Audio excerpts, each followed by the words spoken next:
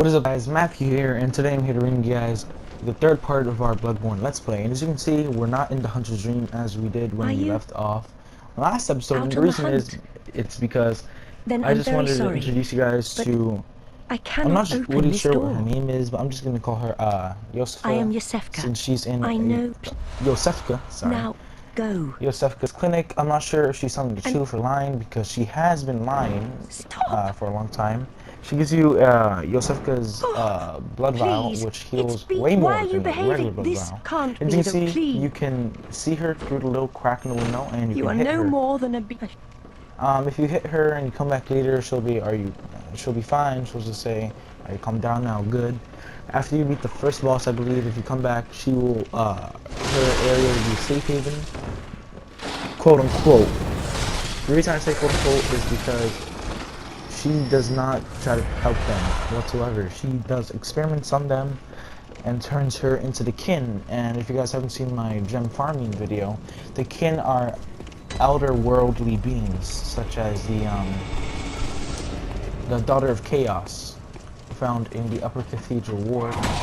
And I make a mistake right here. I'm about to go fight the Cleric Beast, and the Cleric Beast is very, very, very weak to fire, and I realize I only have one Molotov cocktail. So I just face pull myself and just jump down here to get 6 Molotov cocktails that are right here that many people could have missed if they haven't explored the area completely. And I'll pick these up, and I kind of get, I don't die here, I get near death. I hit these guys, I mean, these guys hit me, and I kind of just go down to get the health back, and it was just a big mistake. I do end up killing these guys though. So, what can I say about the Cleric Beast? The Cleric Beast, first boss in game, optional. He's not very hard at all. If I were to say that he's hard, I'd probably just be lying. If you guys do have problems with him, I would recommend just do the same as I do. We picked up, in the first episode, we picked up some oil urns, 2 of them specifically, and if you throw the oil urn, I said before, on top of an enemy, and then use a Molotov cocktail or any fire-powered weapon, it does extra damage. So let's just say the Molotov cocktail hits for 150. If I were to use an oil urn and then a Molotov cocktail, it would hit for 342 or 350 as well. So you can see oil urn and Molotov cocktail and I'm lucky I hit him again with it, because I really didn't think I would hit. And the next, this is just a regular Molotov cocktail, and you see, not that great.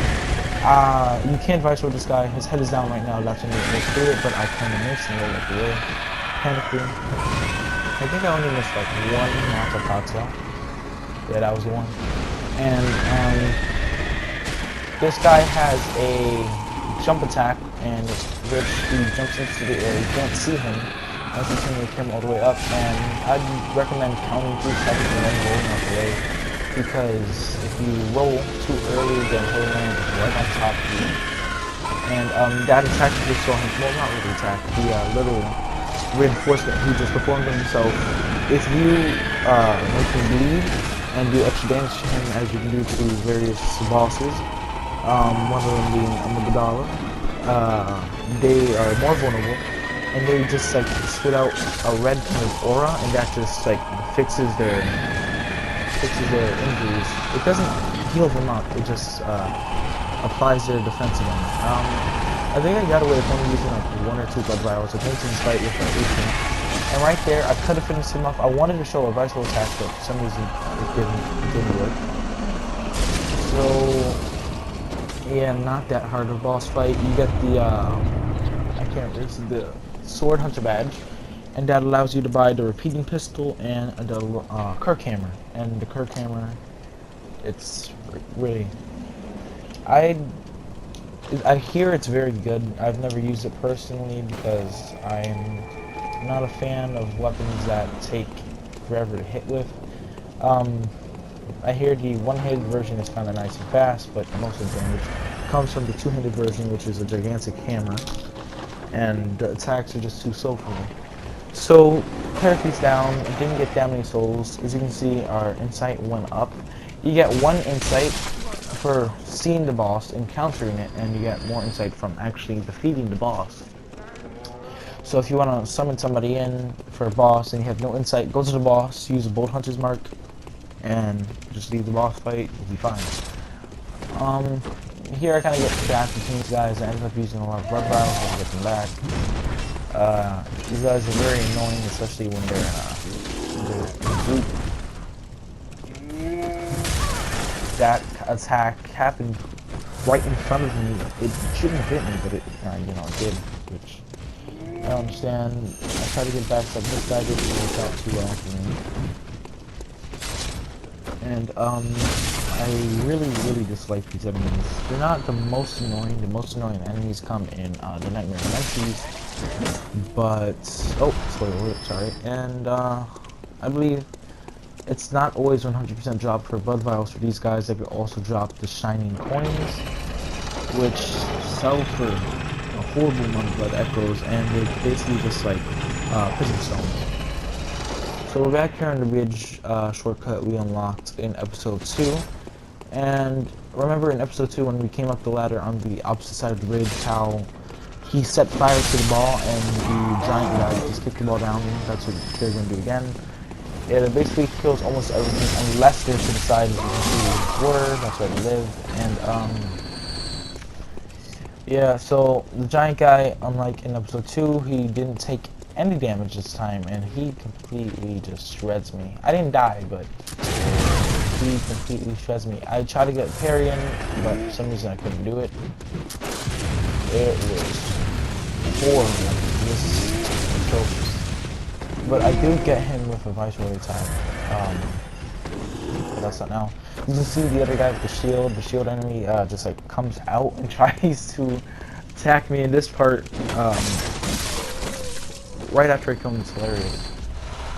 Because I actually get the backstab, and as soon as I hit the backstab, I throw him off the bridge. I didn't realize that until I just got the souls and tried to look back, and he is just gone. He's out. Alright, so, as I said in episode 2, that's where the second boss is. The first boss, the Cleric, is completely optional. If you guys are having trouble with it, just skip it. I wouldn't recommend so, especially if you're a strength build.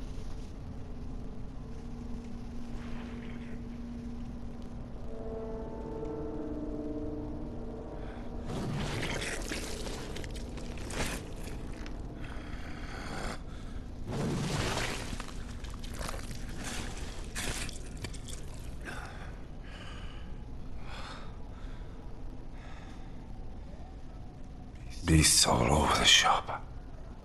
You'll be one of them, sooner or later.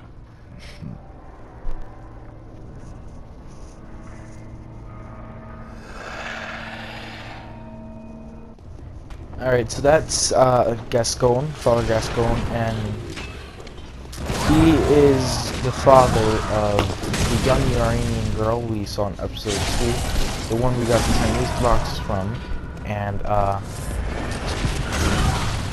this boss fight is particularly sad, mainly because the young Iranian girl told us to find her mother and her father, and we'll see her mother in just a bit.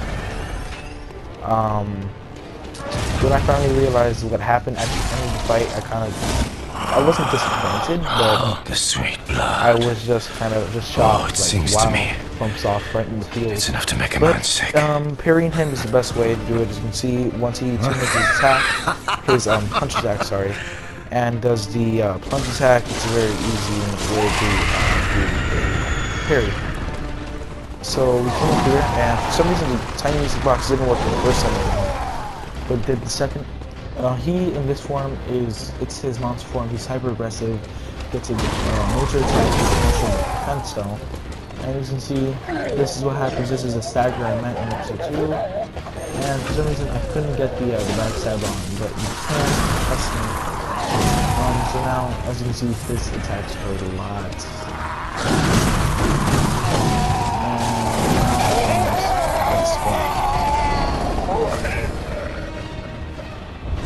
Gascoigne, I'd say on the difficulty scale from 0 to 10, he's probably like a 2.5.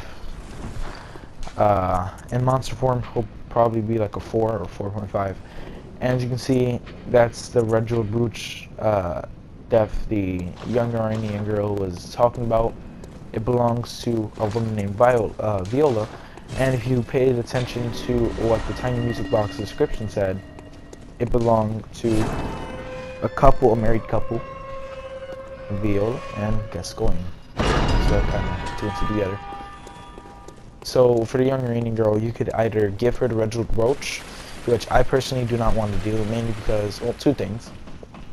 I don't want the little girl to live in despair, and get a pretty good blood gem out of it for this early on in the game. And we will learn how to reinforce blood gems right now when you get the blood gem workshop tool, which allows you to put blood gems in your weapon. You can only use certain blood gems for certain weapons, so keep that in mind. So right now we are headed into the Cathedral Ward, specifically the Odin Chapel. And this area is a safe haven once you talk to this guy. I just get through his dialogue, nothing important. You get a gesture once you get one person to come. You can see we have one bloodstone shard. There is a run I'd like to do here.